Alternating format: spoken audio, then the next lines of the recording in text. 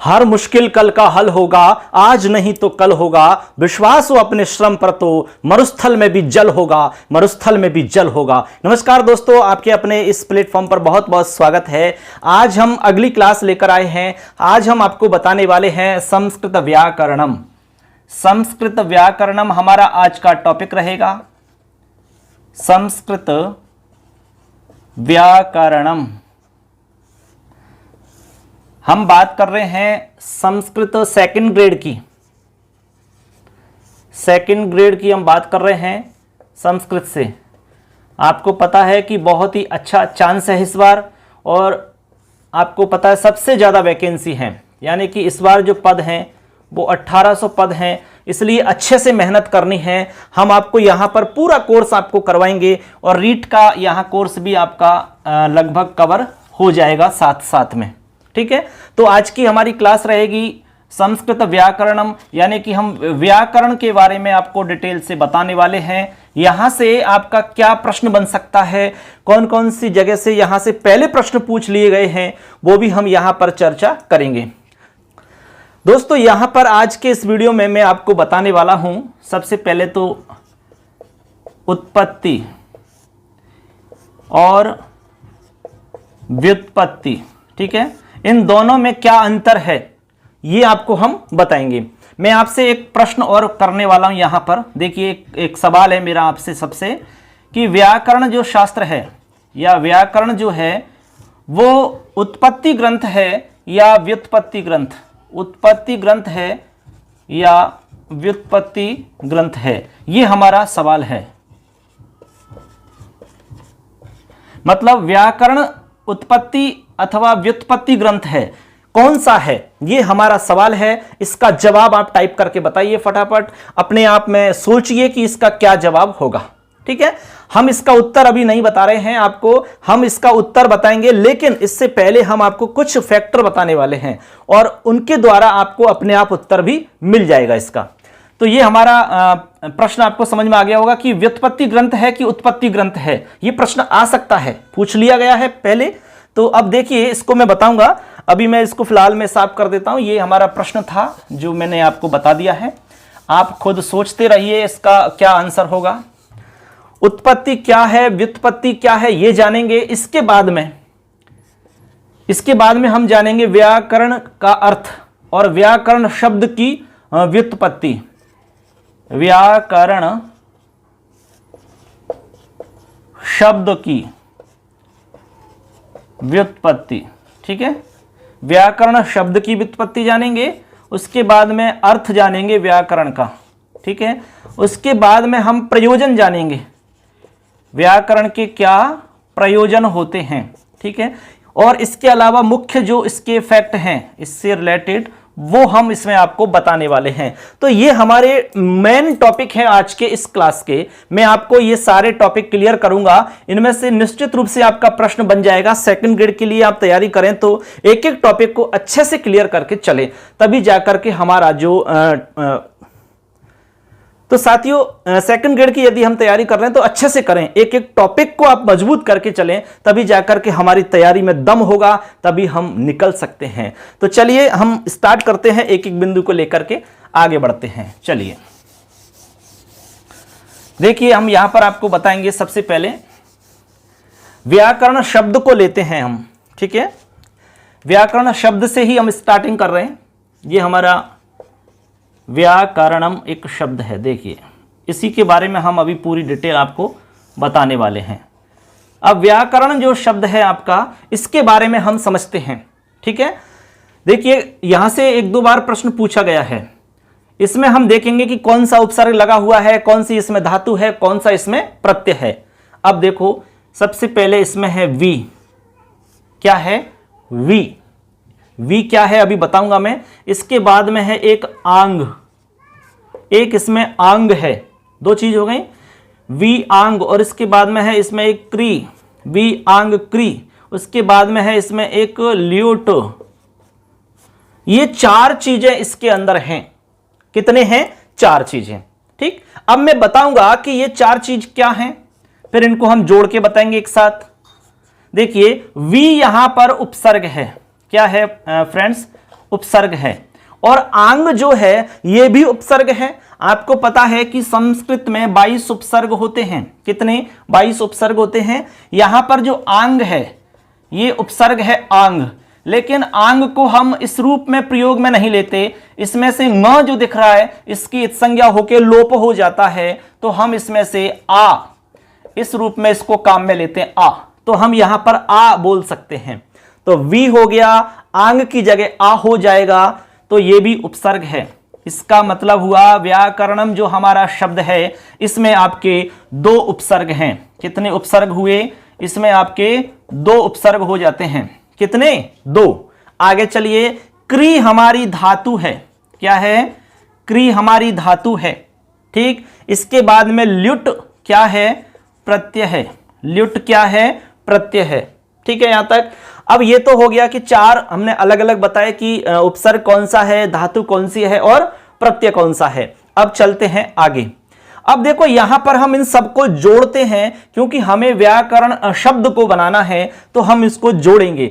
तो देखो सबसे पहले हमारा वी है, उसके बाद में आंग में से आ, उसके बाद में क्री, उसके बाद में ल्यूट। इसको हम जोड़ेंगे सबको। ठीक है।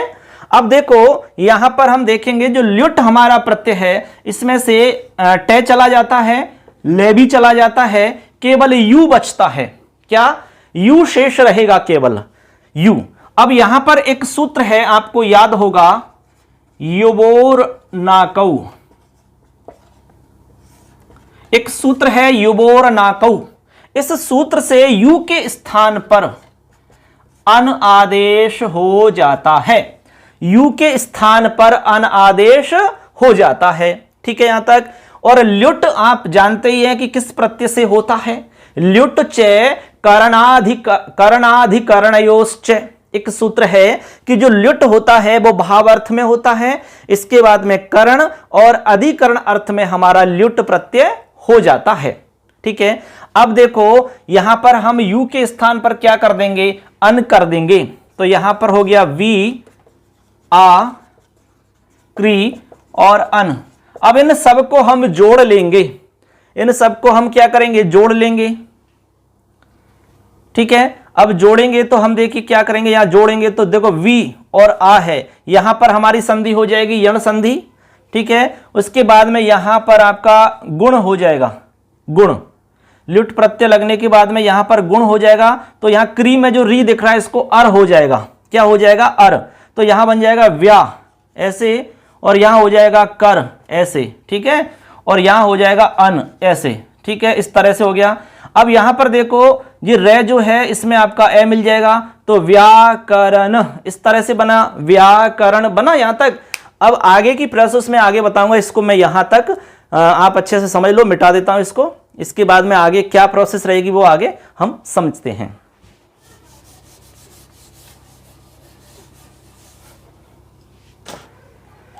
अब देखो यहां तक हो गया फ्रेंड्स, व्या हो गया, कर हो गया, अन हो गया। तो यहां इस तरह से बन जाएगा व्याकरण। अब देखो व्याकरण है ये इस तरह से बन रहा है, लेकिन यहां पर हम इसको न के स्थान पर ण करते हैं इस तरह से व्याकरण, और फिर विभक्ति आदि करके हम इसको भाव अर्थ में बना लेंगे व्याकरणम। क्या बना लेंगे? व्याकरणम। भाव अर्थ में हम इसको क्या बनाएंगे? व्याकरणम। अब यहां पर जो न है इस न की जगह हमारा ण हो जाता है, न की जगह ण हो जाता है। ठीक है। कैसे हुआ? इसका एक सूत्र है, सूत्र है इसका, देखो मैं सूत्र लिख के बता रहा हूं। अट कोप वांग नुम वय वायेपी, ये हमारा एक सूत्र है। अट कोप वांग नुम वय वायेपी। इस सूत्र की सहायता से हमने न के स्थान पर ण कर दिया। यह सूत्र कहता है कि अट कवर्ग पवर्ग, अट कवर्ग पवर्ग आंग और नुम। ठीक है। इनका यदि व्यवधान है तो, यानी इनका व्यवधान होने पर भी रे और श के बाद में, रे और श के बाद में जो न है उस न को ण हो जाता है, उस न को ण हो जाता है रे और श के बाद।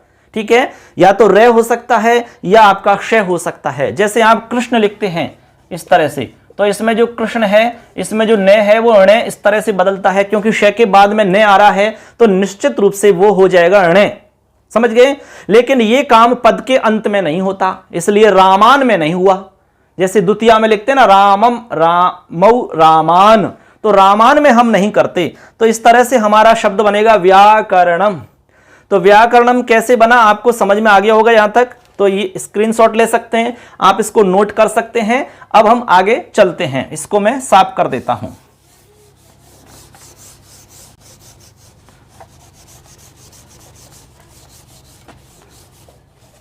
अब देखो, हमने व्याकरण शब्द हम अच्छे से समझ चुके हैं कि व्याकरण शब्द को किस तरह से हमने समझा है, किस तरह इसमें प्रत्यय धातु इत्यादि को लगा कि हम व्याकरण शब्द बनाते हैं। तो ये जो अभी हमने आपके सामने बताया इसको कहते हैं व्युत्पत्ति। क्या कहते हैं? व्युत्पत्ति। ये आप समझ जाना। अब इसको क्या कहते हैं? व्युत्पत्ति। ठीक है, अब अभी हमने लिखा देखो व्युत्पत्ति में वी आंग और क्री और ल्यूट। ठीक है, ये सब क्या है? ये है हमारी व्युत्पत्ति। ठीक है, तो मैं उसको क्लियर कर देता हूं, आप नोट कर सकते हैं, काफी में लिख लीजिए उत्पत्ति क्या है। ठीक है, और एक है हमारा व्युत्पत्ति क्या है। आप सोच रहे होंगे कि ये तो एक ही बात है। नहीं, एक ही बात नहीं है, दोनों में काफी अंतर है। चलो मैं बताता हूं अंतर क्या है। उत्पत्ति का मतलब होता है, एकदम सीधी भाषा में मैं बताऊं, उत्पत्ति का मतलब होता है न्यू क्रिएट, अंग्रेजी में समझो तो। ठीक है, और यदि हिंदी में समझना चाहें तो कुछ नया काम करना, कुछ नया काम करना, नया काम करना। देखो एकदम आसान तरीका समझ लेना कि क्या है। नया काम करना उत्पत्ति कहलाता है। ठीक है, या न्यू क्रिएट, कुछ भी हम नया बनाते हैं तो वो क्या है? उत्पत्ति है। जैसे कि मान लो आप हलवा बना रहे हैं, रोटी बना रहे हैं, दाल बना रहे हैं, सब्जी बना रहे हैं, आप चावल बना रहे हैं, आप चाय बना रहे हैं। ठीक है, ये सब जो काम हमने आपको बताया है ये सब का सब उत्पत्ति है। क्या है? उत्पत्ति है। जैसे मान लो आपने चाय बनाई, ठीक है, चाय बनाई आपने, यानी चाय बनाना, रोटी बनाना, सब्जी बनाना, दाल चावल बनाना, कुछ भी मान लो आप, ये सब का सब उत्पत्ति में आएगा। ठीक, क्लियर है यहां तक? अब दूसरी बात है व्युत्पत्ति क्या है। व्युत्पत्ति का मतलब है बनाने का संपूर्ण तरीका। ध्यान से सुनना, बनाने का संपूर्ण तरीका, बनाने का संपूर्ण तरीका जो होता है उसको कहते हैं व्युत्पत्ति। अब देखो आपको समझ में आया होगा कि उत्पत्ति क्या है और व्युत्पत्ति क्या है। अभी तक आपको उत्तर क्लियर समझ में नहीं आ रहा होगा कि व्याकरण शास्त्र उत्पत्ति ग्रंथ है कि व्युत्पत्ति ग्रंथ है। बहुत सारों की समझ में आ गया होगा, अभी मैं क्लियर कर दूंगा।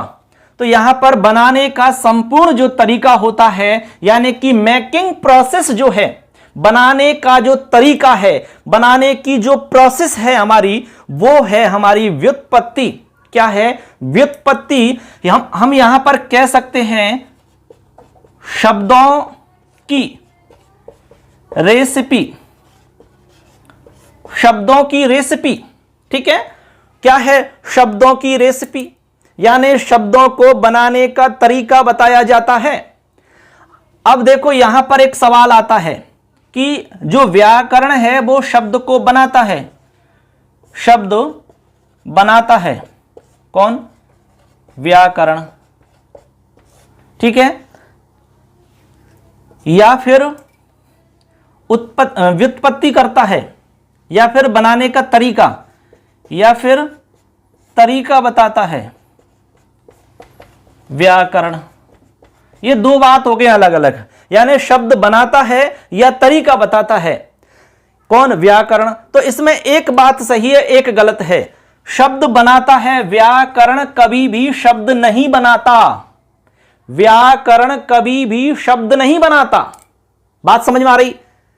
इसका मतलब हुआ कि शब्द जो हैं वो पहले से ही विद्यमान हैं, शब्द तो पूर्व से ही विद्यमान हैं, यानी शब्द तो पहले से ही थे। जब व्याकरण नहीं थी, क्या उस समय शब्द नहीं थे? बिल्कुल थे, जरूर थे, शब्द उस समय भी थे। इसका मतलब हुआ कि व्याकरण से पहले भी शब्द थे, तो व्याकरण शब्द नहीं बनाने वाला है, यानी व्याकरण ग्रंथ शब्द नहीं बनाता। बात समझ रहे हैं? अब हमने कहा कि जो बनाना होता है, नया कुछ करना होता है, नया काम करना होता है, उसको उत्पत्ति कहते हैं। तो फिर व्याकरण करता क्या है? व्याकरण करता है बनाने का तरीका बताता है। जो शब्द पहले से बने हुए हैं उनका तरीका बताएगा कि यह शब्द कैसे बना, उसका तरीका बताएगा। कौन? व्याकरण। जैसे मान लो कि हमारे सामने एक शब्द है राम है। अब ये हमारा जो शब्द है एक पद है राम है, इसका तरीका बताएगा व्याकरण कि ये कैसे बना। जैसे कि राम शब्द है, इसमें सु हम प्रत्यय करते हैं, उसके बाद में इसमें हम इत संज्ञा करते हैं ऊ की, और उसके बाद में ये से बचता है, और आगे इसमें प्रोसेस में हम इसको से के स्थान पर रे कर लेते हैं, उसके बाद में विसर्ग कर लेते हैं। तो इस तरह हम बना लेते हैं राम है। तो ये जो तरीका बताया है, ये सब का सब क्या है? ये तरीका व्याकरण का काम है। ये तरीका बताता है व्याकरण हमारा। तो कहने का मतलब हो गया कि बनाने का जो संपूर्ण तरीका है वो व्याकरण के अंदर है। और व्याकरण में क्या बनाया जाता है? शब्द बनाए जाते हैं, शब्दों का निर्माण। मित्रों, यहां पर आपको समझ में आया होगा कि जो व्याकरण है हमारा वो शब्द नहीं बनाता, बल्कि जो बने हुए शब्द हैं उनको किस तरह बनाया गया है उसका तरीका बताता है।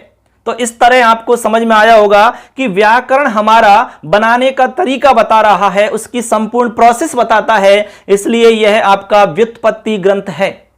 यदि यह शब्द बनाता नया तो फिर इसको हम उत्पत्ति ग्रंथ कहते।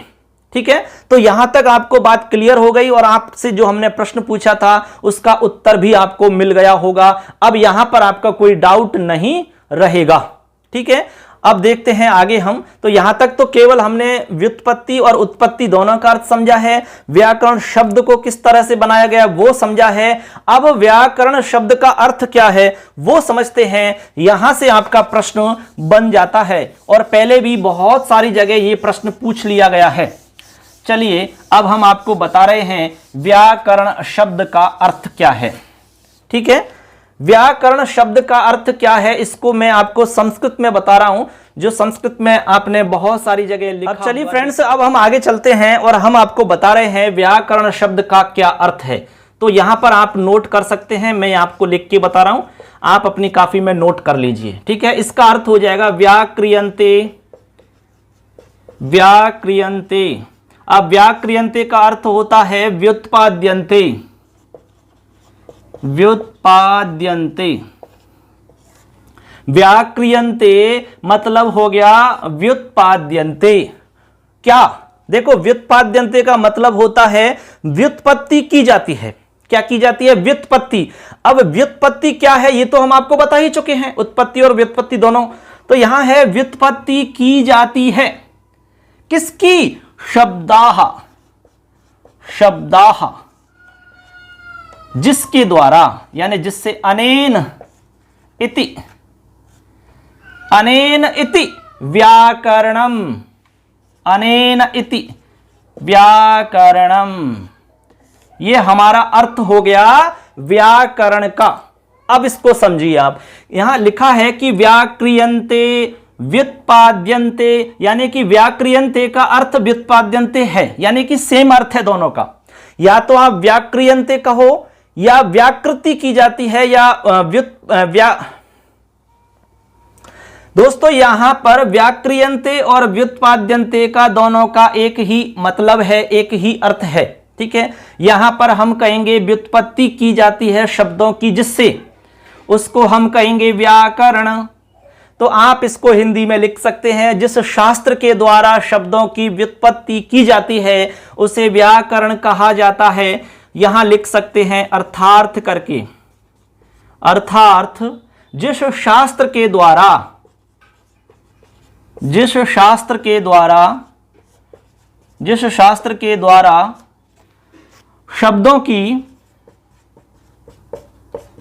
शब्दों की क्या की जाती है, व्युत्पत्ति,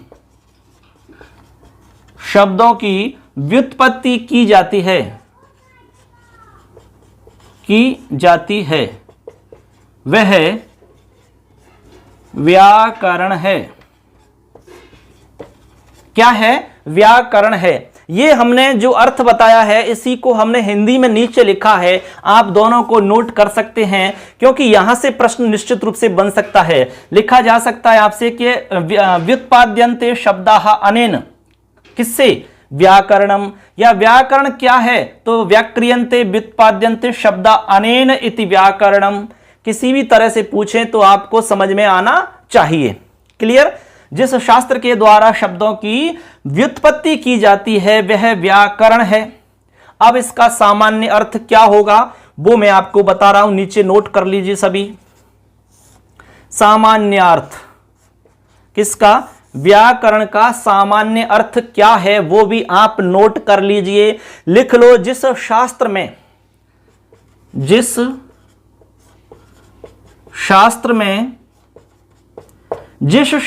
शब्दों के शुद्ध और प्रयोग, यानी जिस शास्त्र में शब्दों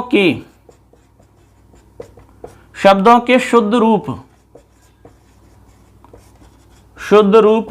और प्रयोग के नियमों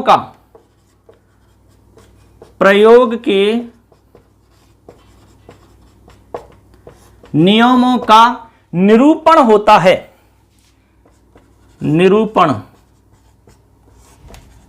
होता है, वह व्याकरण है। ठीक है।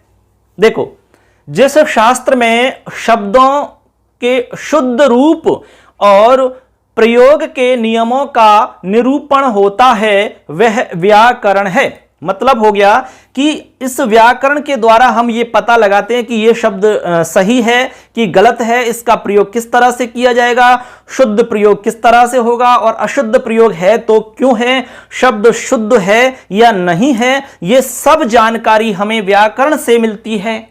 यानी इन सब का हमारा निरूपण किया जाता है व्याकरण के माध्यम से। तो अब तक आपको समझ में आ गया होगा कि व्याकरण क्या है, व्याकरण का सामान्य अर्थ क्या है, इसकी व्युत्पत्ति क्या है। यहां तक आपको कोई दिक्कत नहीं आनी चाहिए। यहां से छोटे छोटे प्रश्न आपके बन जाते हैं। ठीक है, आगे चलते हैं। मैं इसको मिटा रहा हूं, आप स्क्रीनशॉट ले सकते हैं, इसको आप लिख सकते हैं, आप अपनी कॉपी में नोट कर सकते हैं। मैं आपको लगातार क्लासें दूंगा यहां पर और पूरा कोर्स कंप्लीट आपका करवाऊंगा। आप हमारे mobile application mission career classes के द्वारा क्लासें ले सकते हैं, लाइव क्लास भी आप ज्वाइन कर सकते हैं, कभी कभी लाइव भी रखेंगे वहां पर। ठीक है, और आपको रिकॉर्डेड क्लास भी मिल जाएंगी, टेस्ट भी मिलेंगे वहां पर आपको, और पीडीएफ नोट्स भी वहां पर मिल जाएंगे। तो हमारे मोबाइल एप्लीकेशन को जरूर आप प्ले स्टोर से डाउनलोड करें, नाम है मिशन करियर क्लासेज। ठीक है, अभी आप जाइए और जरूर डाउनलोड करिए क्लासेज। ठीक है, मिशन करियर क्लासेज। अब आगे बढ़ते हैं। आगे देखो, एक लाइन आप लिख सकते हैं, शब्दार्थ निर्णय के शास्त्र को। यहां लिख सकते हैं आप, शब्दार्थ निर्णय के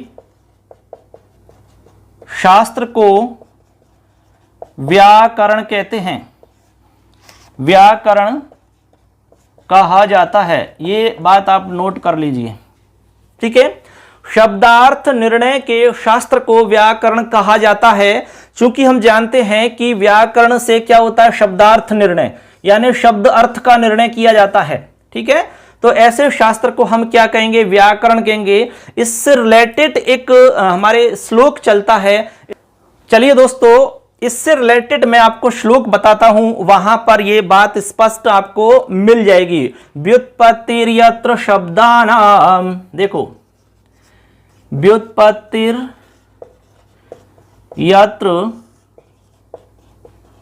शब्दानाम विश्लेषण विवेचने, विश्लेषण विवेचने आप नोट कर सकते हैं, व्याकरणम तत्र विज्ञेयम, ठीक है, वेदांगंच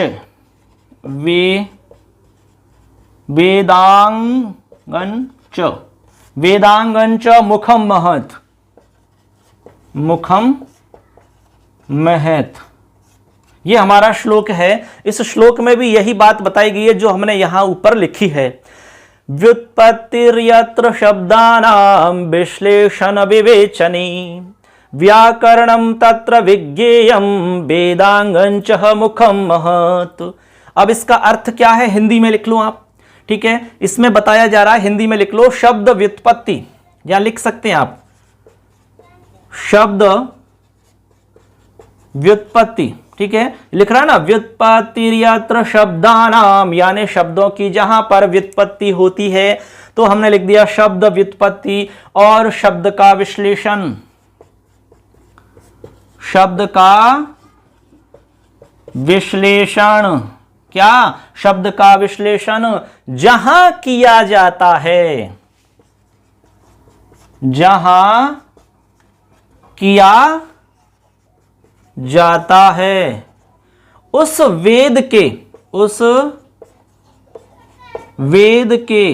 मुख रूपी, वेद के मुख रूपी, लिख रहा है ना ये, वेदांगंच मुखम महत, मुख रूपी महान वेदांग को, मुख रूपी महान वेदांग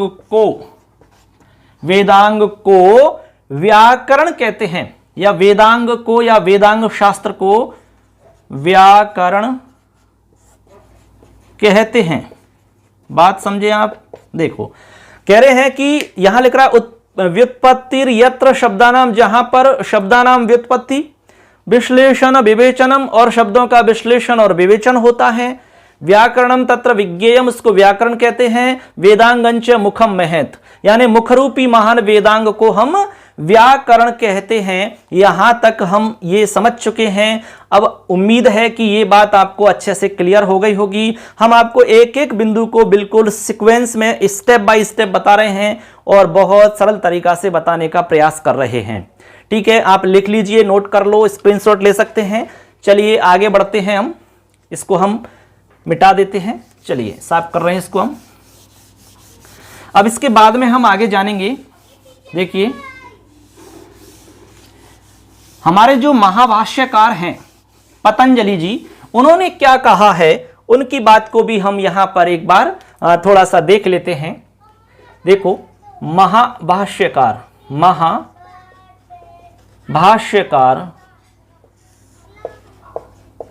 पतंजलि जी के द्वारा क्या कहा गया है। महाभाष्यकार पतंजलि जी ने क्या कहा है, किसके बारे में, व्याकरण के बारे में। यानी कि पतंजलि जी के अनुसार या इनकी दृष्टि में व्याकरण क्या है उसको भी जानना जरूरी है। मान लो प्रश्न आ जाता है कि पतंजलि के अनुसार व्याकरण है, ठीक है, तो इन्होंने एक पंक्ति कही है, लक्ष्य लक्षणे व्याकरणम, लक्ष्य लक्षणे व्याकरणम, ये इन्होंने पंक्ति कही है जो कि बहुत ही प्रसिद्ध पंक्ति है। ये लक्ष्य लक्षणे व्याकरणम, ये महाभाष्य में ये पंक्ति आपको मिलेगी। और महाभाष्य में किसने कहा है, पतंजलि जी ने कहा है। किसके विषय में कहा है, व्याकरण के विषय में कहा है। कहा कि लक्ष्य और लक्षण को व्याकरण कहा जाता है। तो यहां पर प्रश्न हमारे सामने आता है कि भाई ये लक्ष्य क्या है और ये लक्षण क्या है, ये प्रश्न हमारे सामने आ रहा है कि नहीं, बताइए। तो यहां पर प्रश्न बन जाता है कि लक्ष्यम किम लक्षणम किम। तो यहां उत्तर में आपको ध्यान रखना है, लक्ष्य का मतलब है उदाहरण या शब्द। यहां जो अर्थ है, यहां जो मतलब लेना है वो लेना है उदाहरण या शब्द, और लक्षण का मतलब लेना है आपको सूत्र। क्या लेना है, सूत्र। ये आपको ध्यान रखना है, ये काफी इंपॉर्टेंट आपके लिए जानकारी है एग्जाम के अनुसार।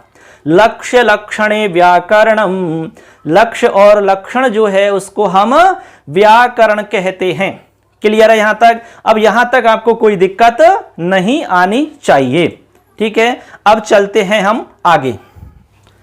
अब देखो हम यहां तक समझ चुके हैं, अब आगे आपको एक लाइन और बता रहा हूं मैं। देखिए यहां से प्रश्न बन सकता है, इसलिए मैं आपको ये लाइन भी बता रहा हूं। देखो यहां पर आपको याद रखना है, जैसे हमने कहा कि जो व्याकरण है हमारा, व्याकरण शास्त्र शब्दों को बनाने का तरीका बताता है, ना कि शब्द बनाता है। तो यहां पर हम देखेंगे कि एक तो शब्द है, तो जो हमारा शब्द है वो शब्द प्राथमिक है। क्या है? प्राथमिक। और जो व्याकरण है वो व्याकरण है आपका द्वितीयक। क्या है? व्याकरण को यहां पर द्वितीयक कहा जाता है।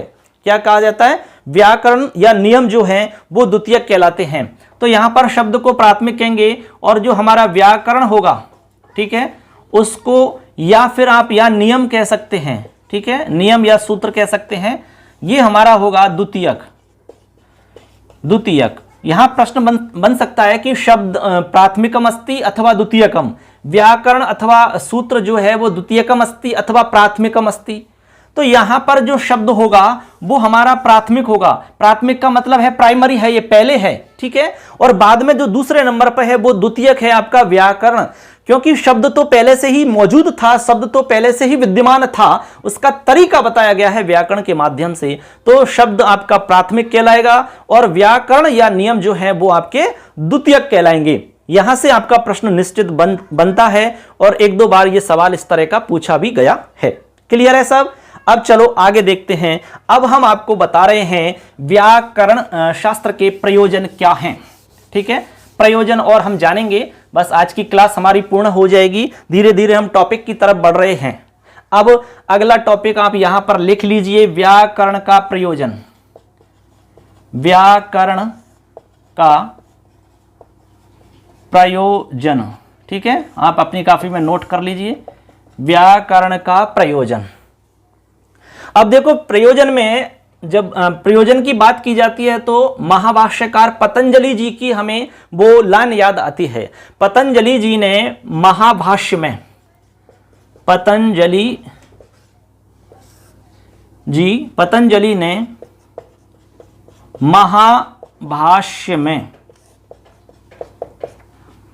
महाभाष्य में 5 मुख्य प्रयोजन, ये बात आप नोट कर लें, 5 मुख्य प्रयोजन तथा 13 गौण प्रयोजन बताए हैं। देखो प्रयोजन जो है हमारे 5 हैं मुख्य, यानी मुख्य प्रयोजन हमारे 5 हैं, और 5 के बारे में ही मैं आपको बताऊंगा। 13 जो हैं आपके गौण प्रयोजन हैं। इतना ज्यादा हमें आगे सीखने की आवश्यकता नहीं है, क्योंकि ये काफी मतलब एक आगे का टॉपिक हो जाता है, ठीक है। ये आपको जब एमए आप करोगे, महाभाष्य आदि पढ़ोगे, तो वहां आपको ये देखने को मिलेंगे। लेकिन ये तो क्या सब जगह चलते हैं, यहां से प्रश्न कई बार पूछ लिए गए, इसलिए आपको ये हम बताएंगे क्लियर करके अच्छे से। मुख्य प्रयोजन कौन कौन से हैं? 5। उसके लिए हम यहां पर एक कारिका लिख रहे हैं, एक पंक्ति लिख रहे हैं, जिसमें आपको 5 प्रयोजन मिल जाएंगे। देखिए आपको याद रख लेना है उसी रूप में। रक्षो, ठीक है, रक्षो हागम लघ्व संदेह प्रयोजनम, लघ्व संदेह, रक्षो आगम लघ्व संदेह प्रयोजनम, ये हमारी पंक्ति है, ठीक है।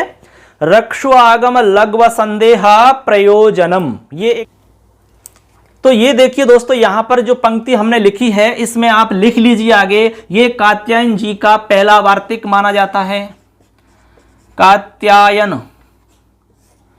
का प्रथम वार्तिक माना जाता है। आप व्याकरण की किताब पढ़ोगे तो यहां आपको मिलेगा लिखा हुआ ये, ठीक है। कात्यायन जी का प्रथम वार्तिक है ये, बात समझ लेना। इसमें इन्होंने कहा है कि रक्षो आगम लघ्व संदेह प्रयोजनम, मतलब देखो यहां पर हम इसको अलग अलग करते हैं। 1 नंबर पे है रक्षा, ठीक है, 2 नंबर पे है ऊ है, ठीक है, और 3 नंबर पे है आगम, और 4 नंबर पे है लघु, और 5 और लास्ट है असंदेह है।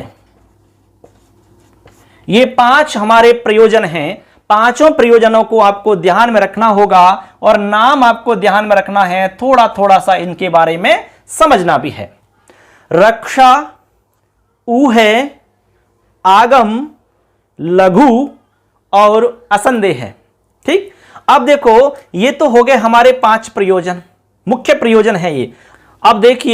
अब देखो मित्रों, आगे हम देख रहे हैं, इनको एक एक को थोड़ा थोड़ा सा हम आपको समझाते हैं कि ये क्या है। जैसे सबसे पहले है रक्षा। रक्षा से मतलब है कि जो वेद आदि हमारे शास्त्र हैं उनकी रक्षा के लिए व्याकरण की आवश्यकता होती है, क्योंकि व्याकरण का यदि ज्ञान नहीं होगा तो हम हमारे शास्त्रों की रक्षा नहीं कर सकते। इसलिए हमें व्याकरण का ज्ञान होना चाहिए। ये हमारा रक्षा प्रयोजन हुआ। ठीक है, आगे कह रहे हैं इसमें ऊ है। ऊ है क्या है? ठीक है, कभी कभी प्रश्न आ जाता है कि व्याकरण के मुख्य प्रयोजन से संबंधित है, तो ये 5 आपको ध्यान रहने चाहिए, या मुख्य प्रयोजन नहीं है या मुख्य प्रयोजन है, इनमें से किसी भी तरह से प्रश्न आपका बन सकता है। तो यहां पर ऊ है समझिए आप, ऊ है अच्छे से सुन लेना आप। ऊ है बता रहा हूं मैं। ऊ है का मतलब होता है कि वेद के अंदर जो मंत्र होते हैं हमारे, तो वो जो मंत्र हैं वो सभी लिंगों और सभी विभक्तियों में नहीं पढ़े जाते हैं। ठीक है, जितने भी हमारे मंत्र हैं वो सभी विभक्ति और लिंगों में नहीं पढ़े गए हैं। उस यज्ञादि में जो प्रवृत्त पुरुष होता है, यज्ञादि में प्रवृत्त पुरुष उसको उचित रीति के अनुसार परिवर्तन कर लेता है। ठीक है, जैसे कई बार उसको विभक्ति मान लो अलग चाहिए तो वो उसमें परिवर्तन कर लेगा, उसको कई बार स्त्रीलिंग की जगह पुल्लिंग की आवश्यकता पड़ती है तो उचित रीति के अनुसार वह परिवर्तन कर लेता है। यज्ञ आदि के काम में जो प्रवृत्त हुआ पुरुष है वो उसमें आवश्यकता के हिसाब से उचित रीति के अनुसार परिवर्तन कर लेता है। इसको हम कहेंगे ऊ है। क्या कहेंगे? ऊ है। तो इसके लिए भी हमें व्याकरण की आवश्यकता होगी, क्योंकि व्याकरण हम नहीं जानेंगे तो इसको हम कैसे जानेंगे बताइए आप। इसलिए ये भी हमारा एक क्या हुआ? प्रयोजन हुआ। ऊ है क्या है आप समझ गए होंगे। आगे चलिए, आगम। यहां पर आगम का जो मतलब है वो है प्रयोजक। आगम यहां पर प्रयोजक को बताता है। आगम यहां जो है वो प्रयोजक को बताता है। तो इसका मतलब है सीधा सा कि जो ब्राह्मण है उस ब्राह्मण को 6 अंगों वाले वेद का अध्ययन करना चाहिए, 6 अंगों वाले वेद को पढ़ना चाहिए। ये आपको आगम में समझना है। यहां पर आगम जो है वो प्रयोजक को बताता है। आगे है लघु। लघु का मतलब है लघुवर्थ, यानी लघु के लिए, लघु करने के लिए, संक्षिप्त करने के लिए, शॉर्ट करने के लिए भी व्याकरण की आवश्यकता होती है। जैसे आपने समास पढ़ा होगा। समास में हम जानते हैं कि एक बड़ा वाक्य होता है, उसको हम संक्षिप्त कर लेते हैं, संक्षिप्तीकरणम। इसके अलावा आपने प्रत्याहार पढ़े होंगे। ठीक है, जैसे कि आप अच प्रत्याहार जानते हैं। भाई अच का मतलब स्वर होता है, स्वर। यदि व्याकरण नहीं होता तो अच के बारे में नहीं जानते, प्रत्याहार के बारे में हम नहीं जानते। हम यदि स्वर को पढ़ते तो स्वर के लिए हम पढ़ते आ, ई, उ, री, री, ए, ओ, ऐ, औ। ये इतने सारे नाम हम पढ़ते बार बार, लेकिन हम चाहते हैं कि कोई ऐसा शॉर्ट रास्ता मिल जाए जिससे कि एक संक्षिप्त नाम से इन सब का पता चल जाए, तो वो व्याकरण के द्वारा हो सकता है। तब व्याकरण में बताया गया कि प्रत्याहार बनाइए और प्रत्याहार से ये काम हो सकता है। तब हमने अच प्रत्याहार का निर्माण किया। अच कहने से सभी आपके स्वर आ जाते हैं, अच नाम लेने से सभी स्वर आ जाते हैं। अच का मतलब सभी स्वर होते हैं। हमने कहा हल, तो हल का मतलब सारे के सारे व्यंजन होते हैं। हमने कहा अल, देखो अल भी कह सकते हैं। हमने कहा अल, तो अल का मतलब हुआ सभी व्यंजन और सभी स्वर, यानी कि संपूर्ण वर्ण हो जाते हैं। तो इससे ज्यादा लघु और क्या होगा? इसलिए हमें व्याकरण की आवश्यकता है। तो लघु भी हमारा व्याकरण का प्रयोजन हो जाता है। इसमें अंतिम और 5वां है असंदेह। देखो संदेह के निवारण के लिए, यानी कि संदेह का नहीं होना असंदेह है। संदेह का नहीं होना, जहां पर डाउट नहीं हो, और व्याकरण की यदि जानकारी है तो वहां डाउट रहेगा ही नहीं, संदेह का अभाव रहेगा, कोई संदेह नाम की चीज ही नहीं रहेगी। ठीक है, इस तरह से हमारे ये 5 प्रयोजन हो जाते हैं। तो हमने आपको व्याकरण के 5 प्रयोजन बता दिए हैं, थोड़ा थोड़ा इनके बारे में आपको जानकारी दे दी है। अब 1-2 बात और आपको बता रहे हैं, उसके बाद में हमारी आज की क्लास पूर्ण हो जाएगी। चलिए, इसको आपने लिख लिया होगा, स्क्रीनशॉट ले सकते हैं। काफ़ी में नोट कर सकते हैं, नोट्स बना सकते हैं। आपको हमारे मोबाइल एप्लीकेशन पर ये क्लासें मिल जाएंगी सारी की सारी, और यूट्यूब पर आपको ये क्लासें मिल ही रही हैं। ठीक है, एप्लीकेशन पे रहोगे तो आपको वहां अतिरिक्त सुविधाएं मिलेंगी, टेस्ट आपको मिलेगा, पीडीएफ नोट्स आपको वहां पर मिल जाएंगे, इसके अलावा लाइव क्लास भी आपको वहां पर मिल सकेंगी। अब देखो यहां पर एक दो बातें आपको ध्यान में रखनी है कि शब्द साधुत्व और शब्दों के अनुशासन का ज्ञान व्याकरण से होता है। अब देखो मित्रों, यहां पर एक दो बात और लिख लीजिए, आप नोट कर लीजिए। देखो यहां आप लिखेंगे शब्द साधुत्व, एक दो लाइन लिखनी है। शब्द साधुत्व व शब्दों का अनुशासन। ठीक है, शब्दों का अनुशासन व्याकरण से होता है, व्याकरण से होता है। अतः इसे, किसे, व्याकरण को, अतः इसे महाभाष्य में, नोट कर लेना इसको, महाभाष्य में पतंजलि ने शब्दानुशासन भी कहा है, शब्दानुशासन भी कहा है। ये बात आप समझ गए होंगे। यानी शब्दानुशासन किसके लिए, व्याकरण को कहा है। किसने कहा है, महाभाष्य में पतंजलि जी ने कहा है। प्रश्न बन जाता है कि पतंजलि जी ने कहा क्या, शब्दानुशासन। शब्दानुशासन किसके लिए कहा गया है, व्याकरण के लिए। शब्दानुशासन व्याकरण को किसने कहा, तो पतंजलि जी ने कहा। कहां कहा, महाभाष्य में कहा। क्यों कहा, शब्द साधुत्व व शब्दों का अनुशासन व्याकरण से होता है, इसीलिए इसको शब्दानुशासन भी कहा गया। पाणिनीय शिक्षा में व्याकरण को वेदों का मुख भी कहा गया है। ये हम आपको पहले ही बता चुके हैं, आप लिख सकते हैं। ये हम लास्ट लाइन बता रहे हैं। पाणिनीय शिक्षा में व्याकरण को वेदों का मुख कहा गया है। ठीक है, आपने पंक्ति सुनी होगी, मुखम व्याकरणम स्मृतम, मुखम व्याकरणम स्मृतम। ठीक है, इस तरह से हमारी ये पंक्ति पूरी हो गई। इसमें लिखा पाणिनीय शिक्षा में व्याकरण को वेदों का मुख कहा गया है, मुखम व्याकरणम स्मृतम, ये हम आपको ऑलरेडी बता चुके हैं। तो इस तरह से हमने आपको आज की क्लास में बहुत इंपॉर्टेंट जानकारी आपको बताई है। अच्छे से आपको समझ में आया होगा, पूरी उम्मीद है, आशा है और विश्वास है। तो मित्रों, आज की क्लास में हमने आपको बहुत ही महत्वपूर्ण जानकारी दी है। तो उम्मीद है कि आपको ये सारी जानकारी अच्छे से समझ में आई होगी। आप इसको नोट कर लें, स्क्रीनशॉट लेकर के अपनी कॉपी में नोट कर सकते हैं, नोट्स बना सकते हैं अपने, और इसको बार बार देखेंगे, सुनेंगे तो निश्चित रूप से समझ में आएगा। इसमें कोई भी डाउट रहता है आपका, कोई भी यदि सवाल है तो आप हमें कमेंट में सवाल कर सकते हैं। चलिए मैं इसको एक बार साफ कर देता हूं, उसके बाद में यहां पर मैं एक बार समराइज कर लेता हूं कि आज हमने इस क्लास में क्या क्या सीखा। ठीक है, उसको एक बार हम समराइज कर लेते हैं। देखिए, इस क्लास में हमने आपको बताया व्याकरण शब्द के बारे में। ठीक है, कंप्लीट जानकारी, व्याकरणम शब्द क्या है।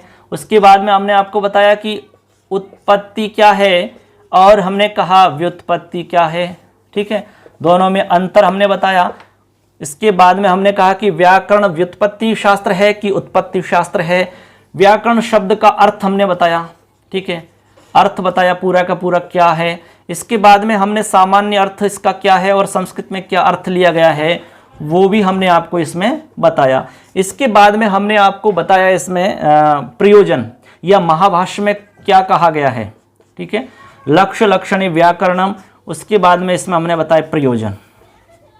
ठीक है, तो ये सारी चीज हम इसमें आपको बता चुके हैं, इनके एक एक बिंदु को हमने क्लियर किया है, ये सारे बिंदु हमने आपको बता दिए हैं। उम्मीद है कि आपको अच्छे से समझ में आ गए होंगे, इस तरह से आपको ये अच्छे से समझ में आ गया होगा और हमें पूरा विश्वास है कि जो मैटर हम यहाँ बता रहे हैं यहां से आपका प्रश्न जरूर बन जाएगा। ठीक है, इससे पहले जो सवाल यहाँ इस टॉपिक से बन रहे हैं वो मैंने इसी में शामिल कर लिए हैं। अब आप यदि कोई भी सवाल देखोगे तो आपको दिक्कत इसमें बिल्कुल भी नहीं आएगी। ठीक है, अब हम अगली क्लास में आपको आगे बताएंगे, आगे जो व्याकरण है हमारा वो अलग अलग दो परंपराओं में विभक्त हो जाता है। संस्कृत व्याकरण की परंपराएं अलग अलग भागों में बट जाती हैं, उनको हम अगली क्लास में पढ़ेंगे। तो क्लास को आप जरूर देखना, पूरी क्लास अच्छे से सुनना और अपने दोस्तों को शेयर करना, चैनल को सब्सक्राइब करना और हमारे मोबाइल एप्लीकेशन को प्ले स्टोर से अभी डाउनलोड करो।